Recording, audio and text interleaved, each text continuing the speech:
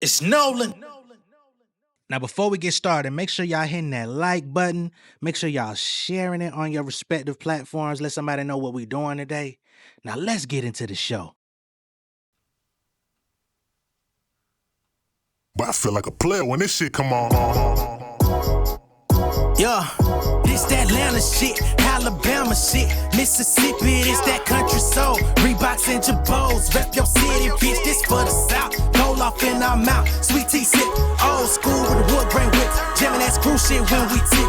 This that Atlanta shit, Alabama shit, Mississippi, this that country soul. Reeboks and Jabos, rep your city, bitch, this for the South. Roll off in our mouth, sweet tea sip, old school with the wood grain whip. J Nolan, that screw shit when we tip. Fresh off the porch on my dogs. No fuck with the blogs, my niggas is stars. I'm feeling like Chico the bar. No play the guitar, it's time that I floss. Haters be gripping my bars. I'm flipping the stack when I get my deposit. Bitch, get your hand on my pockets. I keep them in check like I'm great in assignments. I'm alive, willing my fortune like Vanna White. Keep me a chick to be loyal, my feet to the soil. I'm making the sacrifice. Cut out the gas and no butter knife. Stand in the corners, 3 in the morning. Police swarming, mad at my brother for pushing the floor. And don't even know that we got it from touring. Niggas be boring. Feeding aromas. Guess I'm all in they mouth like some Thomas. I could pull up just me and some shooters. In the party with shots like it's Dugas. Y'all should probably thank God that I'm cooler. Cause I'm focused on money, got 99 problems. I keep it 100, my style be rising. Y'all niggas gon' plummet. Yeah. It's that Atlanta shit, Alabama shit, Mississippi, it's that country soul. Reeboks and Jabos, rep your city, bitch, this for the South. Roll off in our mouth, sweet tea sip, old school with the wood grain whip. Jamming that screw shit when we tip. This that Atlanta shit. What's going on, beautiful people? It's the kid J Nolan here. Welcome back to another episode of Inside the Industry, your number one source for music, entertainment, commentary, and breakdowns. Hope everybody's doing well out there today. In this particular video, we're going to be getting into Atlanta rap politics, all right? Now, I'm not going to come to this from a street perspective because I'm not no Atlanta street nigga. You know what I'm saying? But we are going to look at the stronghold that my city, Atlanta, has had on hip-hop. And we're going to discuss whether or not Atlanta is at a place where they can sustain that stronghold that they've had on hip hop and rap over the last 2 decades. And the reason why I'm talking about it is because the producer, Sonny Digital, came out and asked, is the Atlanta rap era over? So real quick, this is from XXL. Sonny Digital questions if this is the end of Atlanta's run in the rap game. With YSL's courtroom drama resurfacing and the snitch debates around Rollo and Young Thug making headlines, the city's current dominance in hip-hop is being questioned. All right, this is a photo of Sonny Digital, and this is the tweet that he put out saying, this the end of the ATL era with a question mark. All right. Now, one thing I've noticed when these types of conversations are brought to the forefront, we always get the questions of, who is he? Why is he saying anything? Who the fuck is Sonny Digital? And some people may only know Sonny Digital today from hot takes on Twitter. But let's get into who this man is because he's actually a pioneer in the current Atlanta trap sound. All right? So Sonny Digital, better known by his stage name, Blase, is an American record producer, rapper, and DJ. He first saw recognition for his production work on YC's 2011 single Racks, which peaked within the top 50 of the Billboard Hot 100. All right, now if y'all can remember, Racks on Racks on Racks, that's where we also got Future. Okay, throughout the following decade, he was credited on a string of commercially successful hip-hop and trap singles, including I Love McConaughey's Tuesday, Future Same Damn Time, 50 Cent's I'm the Man, 2 Chainz's birthday song, which is still a popular song on birthdays to this day, Travis Scott's Stargazing, so many more. Okay? Early in their respective careers, he discovered and worked in tandem with Metro Boomin, 808 Mafia, Southside, and TM88 for his productions. All right? So this is somebody who played a very vital piece in what became the trap sound of 2010, 2011 up to today. We're not talking about the trap sound from T.I., Jeezy, Gucci. We're talking about the era after them, the new guys that came in, right? Now, although he was a pioneer in that sound, At the height of his career, Sonny Digital actually scaled back from producing for artists to focus on becoming a rapper himself, which I thought was a terrible idea because he can't rap. But I do believe there was a method to his madness because he started releasing his own records that he produced and wrote for himself shortly after signing his publishing deal with UMG. Now, what I think he saw on the precipice was with the 808 Mafias, the Metro Boomins, the South Sides, those guys, is a lot of them were cooking up in these like open community recording sessions, right?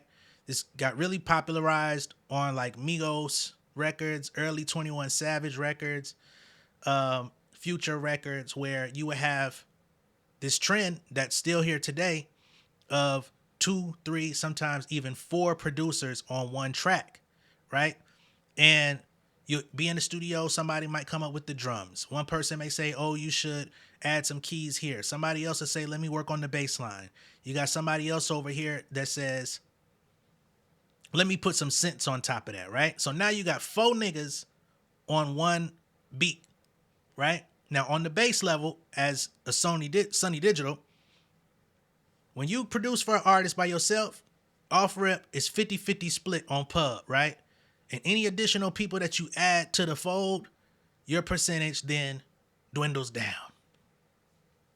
So whereas he was producing records, getting that 50% publishing, more of these communal productions started becoming a thing where your 50% could then dwindle down to 15%, which is a massive drop percentage-wise and affecting your long-term income. So I think he said, you know what? I'm Sonny Digital. I'm getting known for producing. I'm in these videos with these rappers. I'm touring with these rappers. I've got enough notoriety. Let me try to capitalize on that and make music in which I can own 100% rather than 50% or 15%. So he took that route. He focused on education. He launched other businesses, other stuff. So if you're not so familiar with Sonny Digital today, it's because he made an executive decision to focus on business and other ventures outside of being in the studio with artists. He still produces here and there. He still be around. He's still friends with a lot of these guys. But he posed the question, is this the end of the ATL rap era? And I wanted to give you his history for anybody out there that don't know. Okay? Now, I do think he's asking a very necessary question. I got to be honest. As a nigga from here, as somebody who witnessed the last few eras of Atlanta hip hop, witnessed the changes, good and bad, we are kind of at a stalemate musically in the city. We've had a lot of really massive artists in the last decade and a half. We're talking about Future. We're talking about Migos. We're talking about 21 Savage. We're talking about Young Thug. We got Gunna, who's still out here producing, somewhat good music. I'm not a fan of Gunna like that. His last album, the last one, he got 25 songs. I think I took 5 and put them in a playlist of other music, right? Out of 25 records, I liked 5. I like introspective Gunna. You know what I'm saying? You got Migos solo, Offset solo, Quavo solo. They're clearly not as effective on their own as they were in the group. Rest in peace to Takeoff. Future, I think, is exempt from the conversation. Future is literally Pluto. He is the exception to the rule. He exists within his own realm. He dropped 3 #1 albums in 1 year last year. You can't say that his impact on the game is dwindling, right? We can't put him in that category. Now you can question Future's quality musically, and you'll have a valid conversation. But people are still very much enthralled in the universe that he's created for himself. He is the outlier. The 21 Savages of the world, I don't know. His last album dropped before the beef. His last album dropped in January of last year before the Kendrick and Drake battle, he hasn't released anything really to kind of see if he's still hot in the marketplace outside of having a feature on one of those Drake 100 gig records. You know what I'm saying? And a couple other sparsely released features as well. So that's going to be interesting because he was one of the top guys as well. But it don't seem like he's eager to get back out here neither, to be honest. Who else? Lil Baby has been receiving a lot of mixed reviews, a lot more negative than positive reviews on his music in recent years. The last couple albums have been pretty much, they've been commercially successful, but critically not spoken highly of. His formula has gotten a bit stale. So it's going to be very interesting to see where Lil Baby's position in the marketplace continues to be from 2025 and forward. And I think the thing with Atlanta is we got so comfortable. And this is what happens with just about any and every region that's had like massive runs in hip hop, is when the formula that creates success is so successful, there's really, you don't see any reason to break away from it. It's the old, if it ain't broke, don't fix it thing. But then you're making this trap music, this street oriented version of rap. And then the guys that are making the music, they're getting arrested. You know, we got this footage and audio of a 2-hour interrogation from Young Thug where he's allegedly saying names and speaking on crimes, which I'm not a street guy, but I always thought that, you know, if you were a street guy, saying anything in an interrogation that would incriminate or impact another person was supposed to be forbidden. But for me, I don't live that life. Therefore, I don't speak on that stuff very deeply. But there is a massive conversation going on around Young Thug at this point about whether or not he snitched, told, gave up information. People in his own YSL or from his own YSL crew are giving mixed responses, you know what I mean, of how they see it. So that also impacts your reputation and your positioning in music as well. If you built a reputation as this artist that's supposed to be authentically street, authentically, you know, thugged out, gangster, snitches get stitches and all this type of stuff, and then something comes out that contradicts that, your impact in the marketplace is also going to be affected because now we looking at you different. So all of this stuff is like a big hodgepodge of craziness. You know what I mean? People been talking about Gunna for years about whether or not that Alfred plea is considered snitching. Young Thug himself has been using all of his spare time on Twitter to keep throwing sneak disses at Gunna, calling him a snitch, a rat, taking cheese. He's pretty much built his identity for the last year since coming home, and even before coming home, sending messages to other people like Lil Baby and others to let it be known that he don't fuck with no rats. And then within a year of you being home, footage comes out of you saying more than you probably should have in an interrogation. It's not a good look. You know what I mean? Now, again, I'm not really here to talk about who did what, who said what, or what happened to anybody, because I'm not really concerned with the ground level of that stuff. I live out here, and I don't want no smoke with niggas.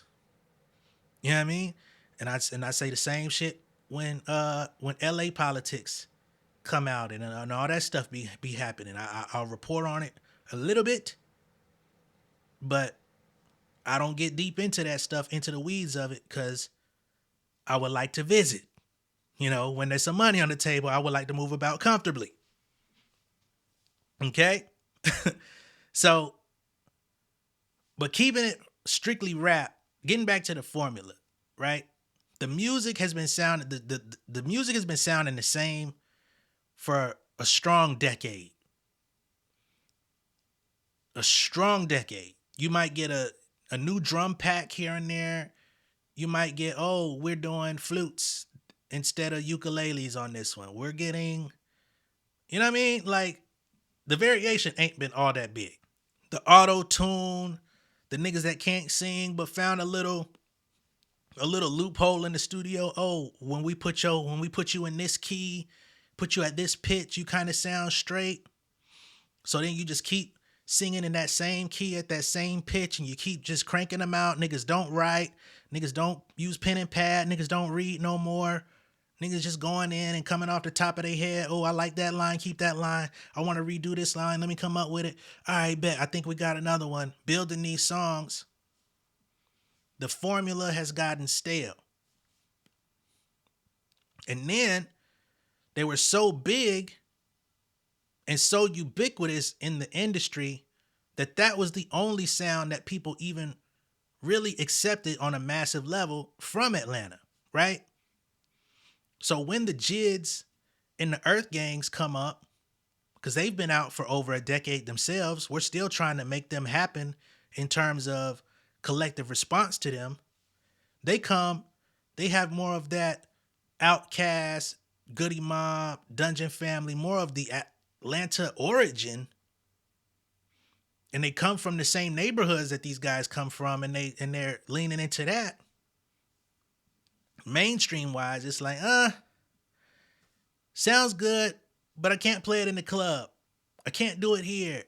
So these guys, they go out, they build, they go on the festival circuit, they tour, they do well for themselves, but they've never been commercially successful. So we never had people that could like take, because they come from the streets too. They come from the hoods too. They rapping about some of the same shit in a more eloquent fashion, where people like T.I. were able to thrive, which was giving you street shit with a little bit more vocabulary and a little bit more variety production wise. Nigga said, we don't want that. Now Atlanta's in a place where it's kind of being forced to reinvent, because we've had this sound for a decade and a half. You can't create the same music forever. You know what I mean? That's how New York lost. They got cocky. They were making a certain brand of music.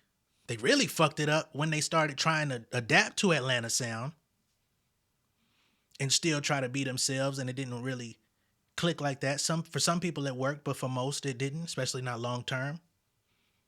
But then they never honed back in on like, how do we evolve our own thing? How do we take our identity and make it better? How do we grow with the times, right? And it was only select artists that were able to do it from that. So now the playing field is becoming a lot more even. Artist sales are scaling back. Artists that used to do 200, 300,000 are more so doing 100,000, 80, and declining.